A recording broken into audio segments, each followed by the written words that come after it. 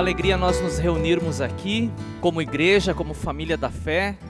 O irmão João já falou isso na abertura, né? Que bom que você veio, que bom que você saiu de sua casa e veio com o objetivo claro de, reunido com outras pessoas, cultuar a Deus. Estamos aí então na 15ª mensagem da nossa série de mensagens baseada em Atos dos Apóstolos, Atos, a Igreja em Ação. Chegamos no capítulo de número 5, a mensagem é 15, mas o capítulo é o 5, e nós vamos ler do versículo 12 ao 16. Esse texto que eu quero então ler com vocês, ele está aqui e poderá ser projetado então para que você possa acompanhar a leitura, caso você não tenha a sua Bíblia aí em mãos, né? Ou talvez esteja com uma tradução diferente da que eu vou usar aqui. Os apóstolos realizavam muitos sinais e maravilhas entre o povo. Todos os que creram costumavam reunir-se no pórtico de Salomão. Dos demais, ninguém ousava juntar-se a eles, embora o povo os tivesse em alto conceito. Em número cada vez maior, homens e mulheres criam no Senhor e lhes eram acrescentados, de modo que o povo também levava os doentes às ruas e os colocava em camas e macas, para que pelo menos a sombra de Pedro se projetasse sobre alguns enquanto ele passava. Afluíam também multidões das cidades próximas a Jerusalém, trazendo seus doentes e os que eram atormentados por espíritos imundos, e todos eram curados, nos diz então a palavra do Senhor, no texto em que me proponho a pregar, a compartilhar com vocês hoje. Vamos adiante. A igreja continua, irmãos, a igreja continua. A igreja, ela passou por um momento delicado, e a igreja passa por momentos delicados. A igreja, ela tem que lidar com tantas situações, com pecados, com escândalos. Eu não estou justificando essas questões. Jesus disse que deveríamos tomar o máximo de cuidado com essas questões, mas pelo fato da igreja, que é uma instituição divina, ser liderada, conduzida e composta principalmente por seres humanos pecadores como nós, então de vez em quando a igreja precisa lidar com essas questões, né? E aqui eu vejo de uma maneira muito interessante como Deus não faz questão de esconder, de ocultar, de tapar o sol com a peneira, como a gente costuma ouvir no ditado, né? Deus inspira Lucas, que depois de ter registrado o evangelho, agora está registrando a história da igreja.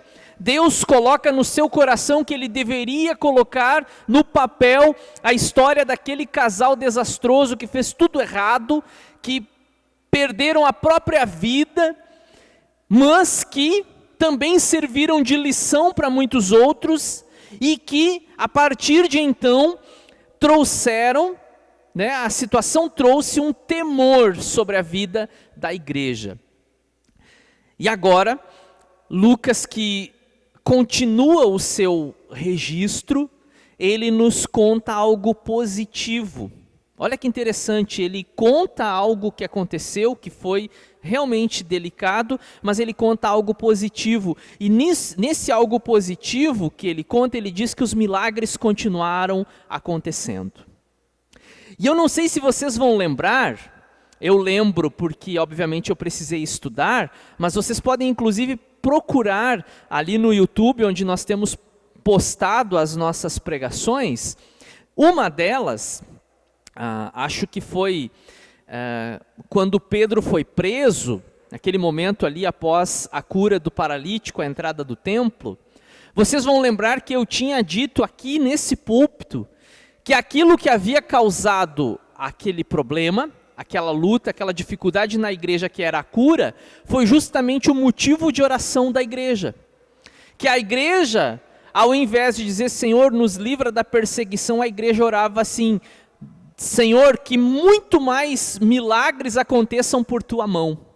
que curas maravilhosas, extraordinárias aconteçam pela mão dos apóstolos que tu escolheste, que tu enviaste, né? E aí quando a gente chega aqui nesse trecho, a gente percebe justamente a resposta da oração da igreja. Os milagres continuam acontecendo.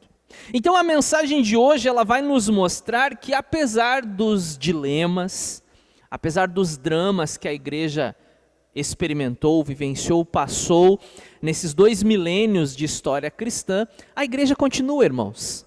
Sim, existiram escândalos, existiram coisas que nós lamentamos, das quais nós não gostaríamos de ter nenhuma lembrança, mas faz parte da história. E o julgar cabe a Deus, e eu não sei o que Deus vai fazer em relação a esses escândalos. Existem palavras, inclusive, né, que diz: os escândalos vão acontecer, mas ai daquele pelo meio de qual os escândalos vierem.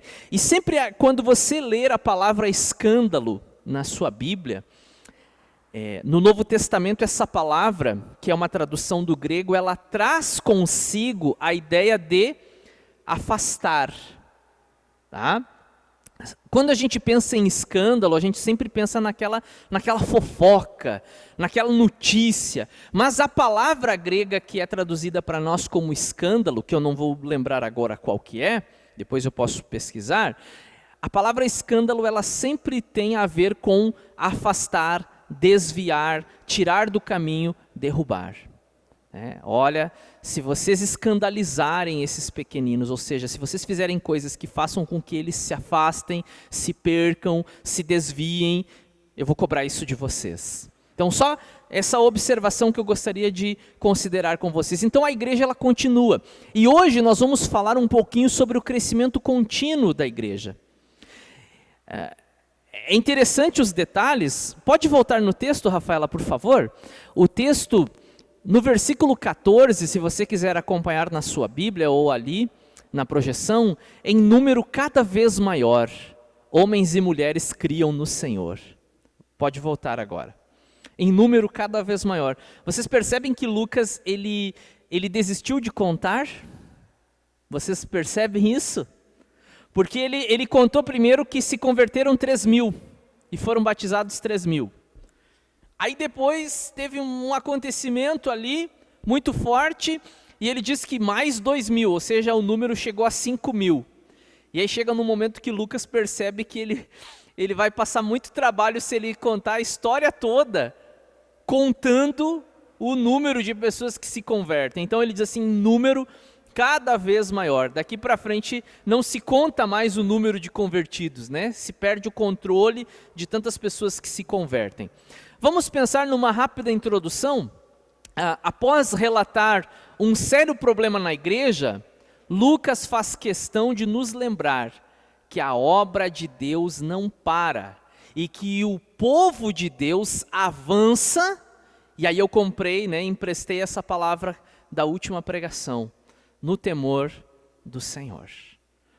Apesar dos pesares, apesar das dificuldades, e hoje nós estamos aqui lembrando que há mais de um ano nós fechamos a igreja, muitas igrejas fecharam, muitos pastores se preocuparam tanto, e isso é natural que aconteça, muitas tentativas contra a igreja, como se o povo de Deus, como se os evangélicos fossem os culpados pelos acontecimentos, né? Quantos comentários a gente ouviu e leu por aí. E não se espantem, irmãos, quando nós olhamos para os acontecimentos futuros que são previstos pela palavra de Deus, a perseguição ela só tende a aumentar contra a igreja. Só tende a aumentar. Mas de uma coisa nós temos certeza, a igreja ela só para quando Deus quiser que ela pare. Quando fechar o tempo dela, quando chegar a hora em que Deus então, quando a trombeta for tocada, quase que a gente tocou essa música, mas não deu tempo de ensaiar direito, quando Cristo, sua trombeta lá no céu mandar tocar, e aí sim encerrou a missão da igreja, a ação da igreja. Mas até lá, irmãos, nós continuamos avançando, nós continuamos lutando, nós continuamos pregando, nós continuamos orando, nós continuamos acreditando, porque, irmãos, Se nós, que somos o povo de Deus, somos o povo da Bíblia, nós não confiarmos nas promessas de Deus, quem poderá confiar? A quem cabe, a quem cumpre essa tarefa de confiar em Deus, senão nós, o seu povo? Então eu quero pensar um pouquinho com você sobre o congregar e agregar. Eu quero falar com você sobre o poder de Deus, percebemos isso no texto, e quero também falar sobre crescimento intencional. Vamos adiante? Então, em primeiro lugar, irmãos, esse trecho do versículo de número 12, A, quer dizer a primeira parte, depois vai ter o B, que é a segunda parte do versículo. Essas divisões elas foram colocadas só para nossa orientação, essa letrinha não está no texto ali, vocês devem saber disso, mas a primeira parte do versículo 12 diz assim: os apóstolos realizavam muitos sinais e maravilhas entre o povo. Irmão, você acredita em milagre, irmão? Irmã, você acredita que Deus é poderoso para fazer, para realizar, para devolver a vida, para curar o enfermo, para tirar uma pessoa de uma situação tão adversa, tão contrária? Claro que Deus tem todo esse poder, irmãos. Inclusive, eu tenho incentivado aos irmãos aqui que oremos sobre isso. Que estejamos em oração, né? Hoje, inclusive, queremos encerrar esse culto com um momento de oração. Temos o pastor Josué, né? Amigo do nosso irmão Rodrigo, que precisa da oração da igreja, do clamor da igreja, e nós continuamos crendo. Agora, nós precisamos entender algo que eu também falei em uma das pregações aqui, e que, claro, muitas coisas elas se tornarão repetitivas, e como disse Paulo aos Filipenses, olha, irmãos, não se importem de eu acabar sendo repetitivo, porque isso vai ser uma segurança para vocês, e não é nenhum problema para mim bater na mesma tecla, repetir o assunto, porque a gente aprende assim, não é? A gente não aprende na repetição, não é essa a pedagogia, você ensina, quem é pai, quem é mãe sabe disso, né? E vai continuar ensinando ainda por muito tempo, tá? Então, se eu estiver de novo falando sobre as mesmas coisas, irmãos, não se assustem, é assim mesmo que funciona. E eu disse aqui, numa ocasião, numa das pregações, que os milagres eles precisam ter um propósito. Sempre há um propósito, irmãos. E é por isso que nós precisamos achar esse equilíbrio. Enquanto eu não quero me tornar um cético, um crítico, aquele que não acredita em milagre, aquele que diz que os milagres não acontecem mais, e existem igrejas cristãs que professam isso. Por outro lado, eu não quero me tornar aquele crente imaturo, que ora por coisas absurdas e consegue enxergar o agir de Deus em coisas que para mim, irmãos, eu confesso, não fazem significado, não tem significado nenhum. E é por isso que eu repito e insisto nessa questão que precisa haver um propósito. Quando alguém diz assim, naquela igreja a gente vai no culto e a gente consegue ouvir a voz dos anjos num coral durante o culto. Primeiro, qual é a base bíblica para isso? Eu dei só um exemplo, tá? Primeiro, qual é a base bíblica para isso? Segundo, qual é o propósito disso na nossa edificação da fé e na missão de Jesus? Sempre faça-se essa pergunta. E é claro que sim, eu acredito em milagres, mas teologicamente, eu vivi esse conflito durante muito tempo e estudando, eu precisei entender que os milagres que aconteceram nos dias dos apóstolos, eles testificavam a sua pregação, principalmente pelo fato de que o cânon, ou seja, o conjunto dos livros do Novo Testamento ainda não estava pronto. Tá? Então não adianta a gente achar assim, eu vou orar igual Paulo para acontecer aquilo que Paulo fez, aquilo que Pedro fez, porque havia um propósito diferente naquela época para os nossos dias. Existe sim situações nos nossos dias em que o evangelho ele só entrou em uma cultura, o evangelho só entrou em uma civilização, em uma comunidade a partir de um milagre que abriu a porta, mas esse milagre ele aconteceu para abrir a porta para a pregação do evangelho. Então, quando uma igreja, ela faz do milagre a ênfase da sua pregação, ela está invertendo, ela está colocando a carroça, como é que é? Na frente dos bois, não é assim? Porque não é milagre por milagre. O milagre ele acontece para abrir a porta para a pregação do evangelho, para fortalecer a fé das pessoas e coisas desse tipo. Tá? Então nós precisamos entender isso. Os apóstolos realizavam muitos sinais e maravilhas entre o povo. E eu quero que vocês observem um detalhe. Eu vou dar um trabalhinho para a Rafaela, volta lá no texto bíblico. O texto bíblico nos diz que, o versículo 14 ainda, no 15, de modo que o povo também levava os doentes às ruas e os colocava em camas e macas, para que pelo menos a sombra de Pedro se projetasse sobre alguns enquanto ele passava. Esse texto aqui ele é um texto delicado. A gente chama de texto complexo. Por quê? Porque a pergunta é, Lucas está registrando que as pessoas eram curadas pela sombra de Pedro? Leia com seus próprios olhos. Ou Lucas está registrando que as pessoas tinham Pedro numa tão grande estima e consideração que eles levavam os enfermos para que pelo menos a sombra de Pedro projetada sobre aqueles enfermos os curasse. Mas você não vê a conclusão no texto, é só você ler.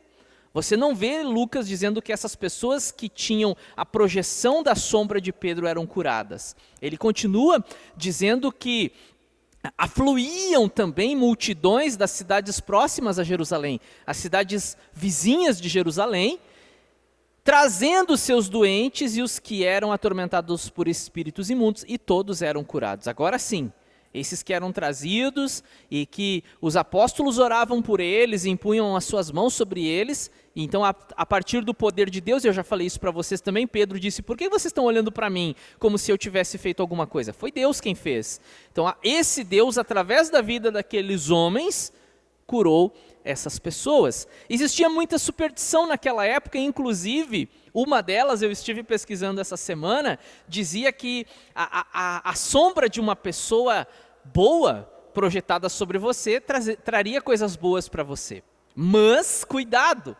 Se você estivesse passando e a sombra de uma pessoa ruim encostasse em você, você poderia correr o risco de assimilar, de absorver as coisas ruins daquela pessoa.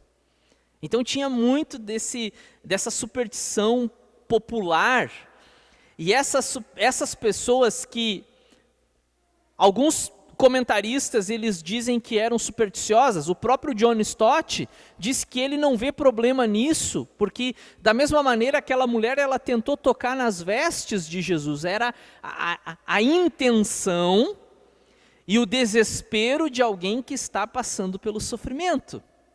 Quer dizer, não custa tentar, mas nós precisamos só não duvidar de que aconteceu alguma coisa com a sombra de Pedro, mas também não trazermos para esse detalhe aqui o foco da pregação apostólica. Aqui não está o foco. O foco está sempre na pregação do Evangelho, na pessoa de Jesus Cristo, e as curas, elas serviam para, então, oportunizar a pregação do Evangelho. Agora sim, nós vamos então para um segundo texto. Bom, os apóstolos, eles realizavam muitos sinais, curas e maravilhas. A parte B do versículo diz o seguinte: todos os que creram costumavam reunir-se no pórtico de Salomão.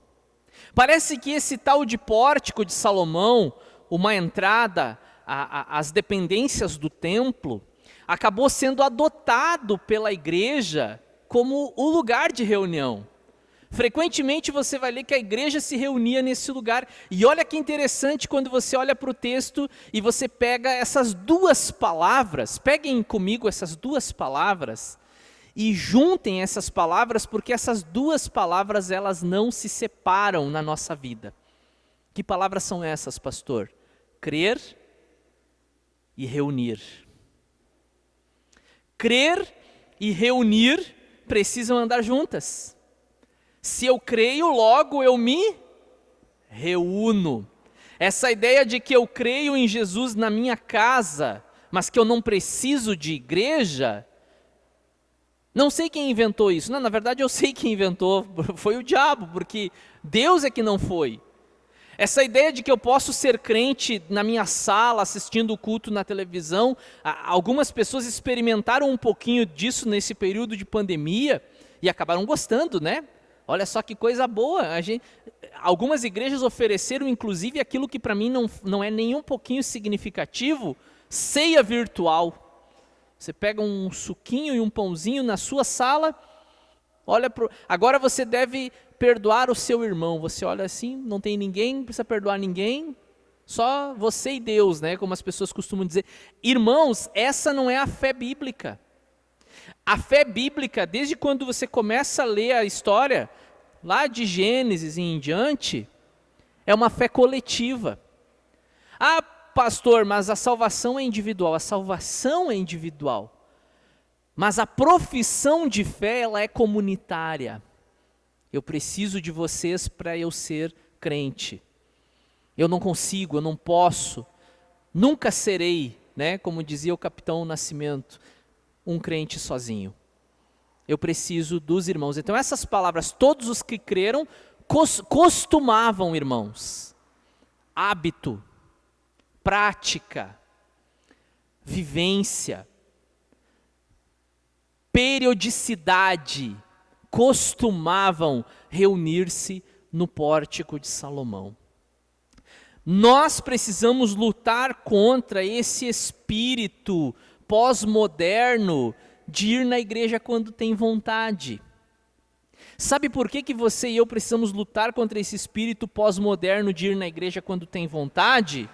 Porque eu duvido que vocês façam isso em relação ao emprego de vocês. Vocês não vão para o trabalho quando tem vontade, vocês vão até quando não tem vontade, não é?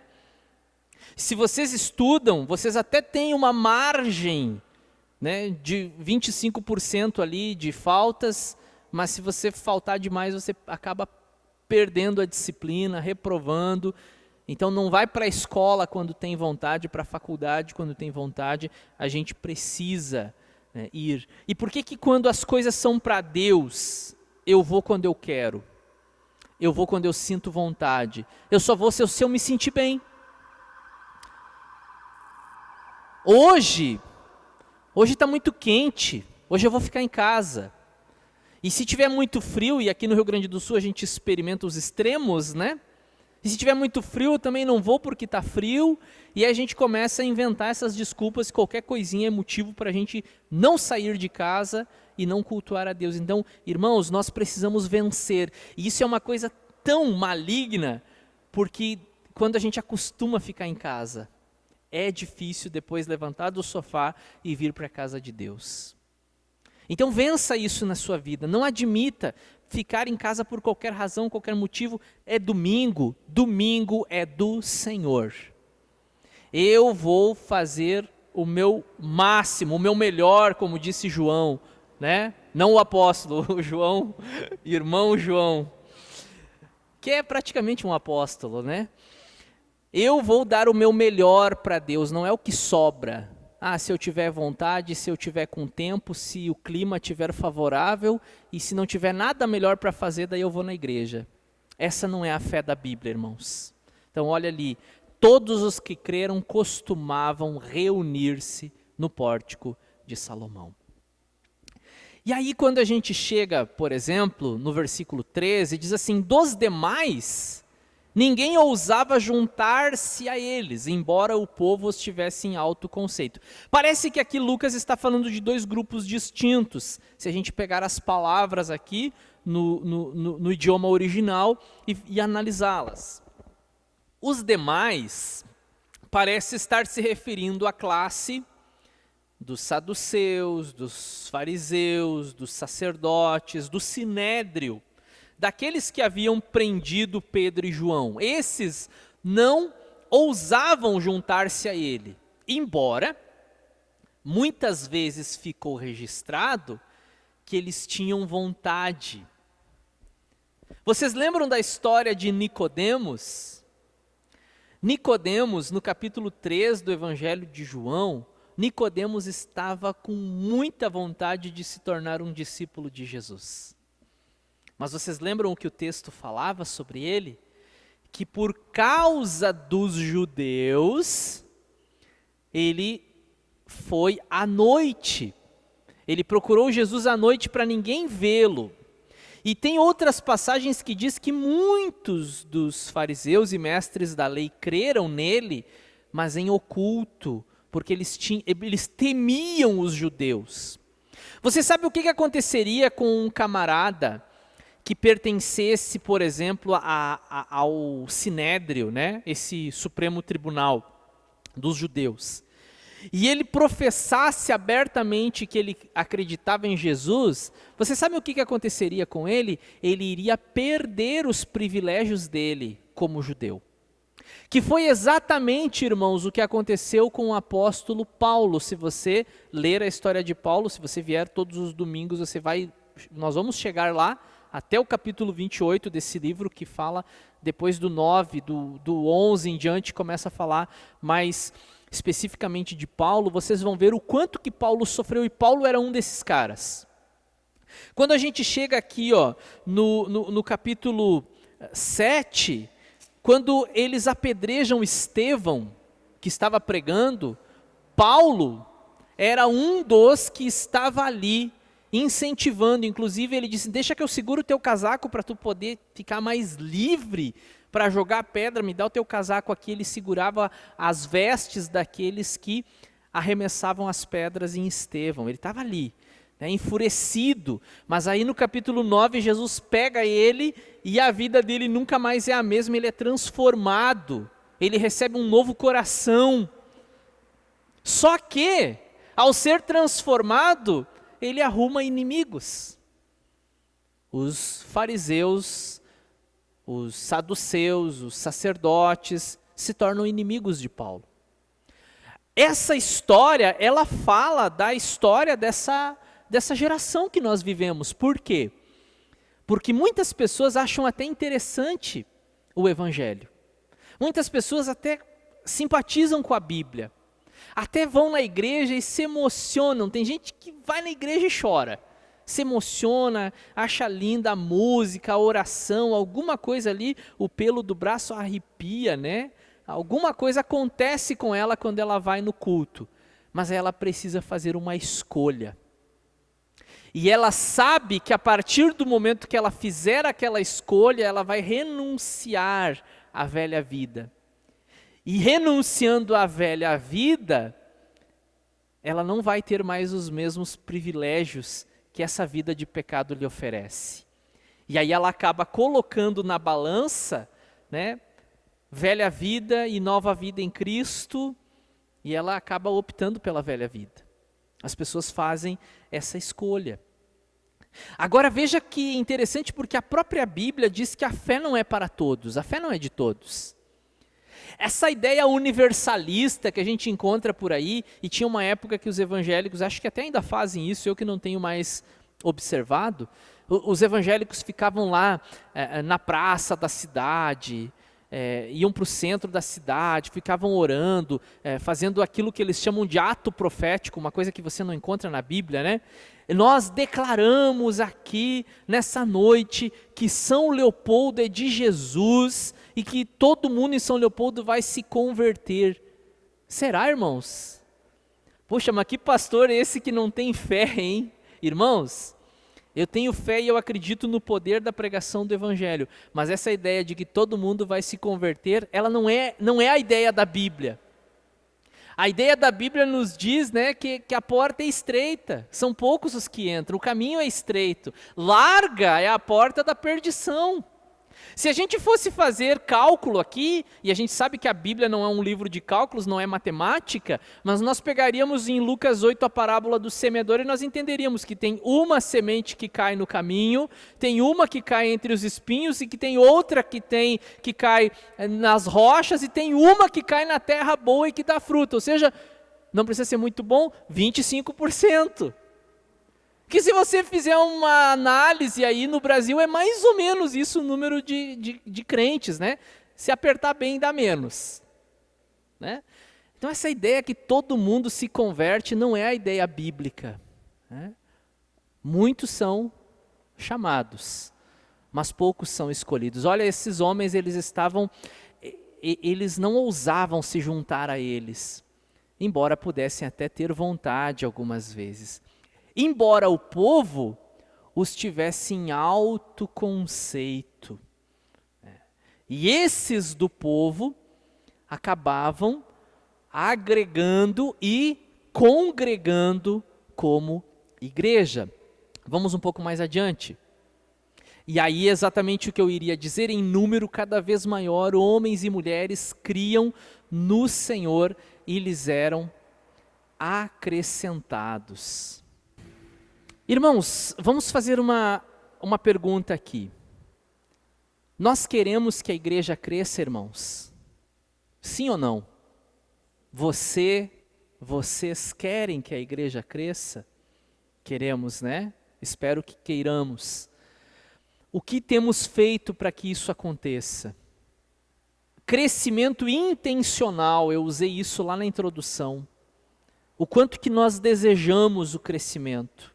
O crescimento ele precisa ser desejado por nós, no nosso coração. Eu preciso querer o crescimento. O quanto que nós queremos o crescimento da igreja. O quanto que você tem orado juntamente comigo por isso. Senhor, acrescenta-nos dia a dia aqueles que vão sendo salvos, como nos diz a palavra. Qual foi a última vez que você lembrou de um amigo, um familiar seu, um vizinho seu, e você mandou assim um convitezinho? Olha, tem um culto hoje lá na igreja e eu queria te convidar a vir assistir o culto, né, ouvir a palavra de Deus lá. Você é convidado nosso. Qual foi a última vez que você se empenhou para trazer um visitante? Pense sobre isso, não precisa me responder agora, mas pense sobre isso. Mas vocês me disseram que vocês querem que a igreja cresça, né? Mas se a gente quer, a gente precisa ter a intenção, por isso que é o crescimento intencional, o quanto eu desejo e o que eu faço para que isso aconteça. Essa responsabilidade ela é do pastor, irmãos? Mas ela não é somente do pastor, ela é uma responsabilidade da igreja, né? Nós frutificamos, cada um de nós é uma árvore e que precisa produzir frutos, não sou eu apenas, né? Ovelhas, a metáfora que a Bíblia usa para se referir ao povo de Deus, ovelhas geram ovelhas. E essa deve ser, então, a nossa missão.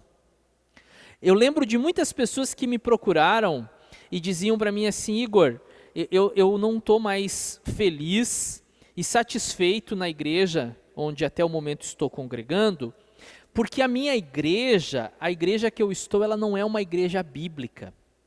Vocês não têm noção de quantas vezes eu ouvi essa frase. A igreja de onde eu venho é uma vergonha. Se eu convidar um amigo meu para ir lá no domingo, eu fico morrendo de vergonha se eu levar o meu amigo no culto, porque o meu amigo vai ver cada coisa, ele vai ouvir cada besteira que eu não... Se tivesse um buraco no chão, eu meteria a minha cabeça no buraco de tanta vergonha. Aí a pessoa vem congregar aqui, mas ela continua sem trazer o amigo, o familiar, o vizinho. O que aconteceu? Será que ela também tem vergonha do que a gente tem feito aqui? Porque não é saudável. Eu usei essa justificativa muitas vezes com algumas pessoas que me procuraram. Nível de saúde que você tem com a sua igreja. Você sente vontade de convidar pessoas para irem lá? Não tenho nenhuma, pastor. Então, tem problema aí. O seu relacionamento com a igreja não é saudável, porque se a gente tem um relacionamento saudável com a igreja, a gente quer que outras pessoas venham ouvir o evangelho. Agora, se eu não sinto vontade disso, ou o problema está em mim, ou o problema está no pastor que está fazendo eu passar vergonha todo domingo, né? Então a gente precisa pensar sobre a intencionalidade do crescimento da igreja. E aí eu tenho uma frase não, né? Um versículo, vocês vão ver ali que teve um errinho ali de digitação. Não foi nenhum errinho de digitação. Eu coloquei 2 palavras ali, que talvez fique difícil de vocês lerem, mas eu leio para vocês. Eu plantei evangelização. Está ali uma nota de rodapé. O que é plantar? Evangelizar. Apolo regou. Edificação. O que é regar? Edificar. Mas Deus é quem fazia crescer. Muitas pessoas já disseram assim, não, você não precisa se preocupar. Ninguém precisa se preocupar porque é Deus quem dá o crescimento. Então a gente não precisa se preocupar com isso, irmãos. A gente só vem aqui domingo no dia da ceia, cada um traz um bolo, a gente come todo mundo junto e Deus vai mandar a gente, Deus vai fazer crescer. Olhem para esse texto e me digam se essa é a ideia. Vocês conseguem perceber que estamos equivocados se pensarmos assim? Porque o texto diz assim, eu plantei, ou seja, tem que plantar. Alguém precisa plantar. A evangelização ela precisa acontecer. Aí a pessoa veio para a igreja, ela está aqui, ela está no nosso culto, ela já está há umas 3 semanas vindo no culto, e eu como pastor eu tenho observado, o cara ele é novo aqui, ele está há 3, 4 semanas vindo aqui, mas não tem ninguém regando o cara. E tem um regador ali que a gente molha as plantas de vez em quando, não estou me referindo a você pegar e molhar a pessoa, é óbvio que não, né? Vocês sabem, entenderam isso. Mas é você ir conversar com essa pessoa. E vocês não têm ideia do quão valioso e precioso é para uma pessoa que está chegando, que não se sente ainda, né, da casa, está meio perdida aqui dentro, e você sai do seu lugar e vai trocar algumas palavras com essa pessoa, vai conversar com ela. Alguém vai discipular essa pessoa. Alguém vai ajudar essa pessoa a se entrosar, a se enturmar. Alguém precisa regar. E aí você tem um pastor que hoje cuida de pouco menos de 60 pessoas, se nós olharmos a nossa lista de membresia, e que se esforça para fazer isso com todas as suas limitações. Mas vocês imaginam nós aqui com 300, 400, 500 pessoas, e o pastor dando conta de ver assim, faltou fulano, amanhã eu tenho que mandar uma mensagem aqui para essa família que faltou o segundo culto. Não dá certo, irmãos. Dá problema. Nós precisamos, todos nós, abraçar essa ideia, o crescimento intencional. Plantar e regar é tarefa de todos nós. O que não é tarefa de todos nós aqui no texto que está projetado para vocês? O que a gente não consegue fazer? Dar o crescimento, porque essa é a tarefa de Deus. Mas o que é para nós fazermos, nós precisamos fazer.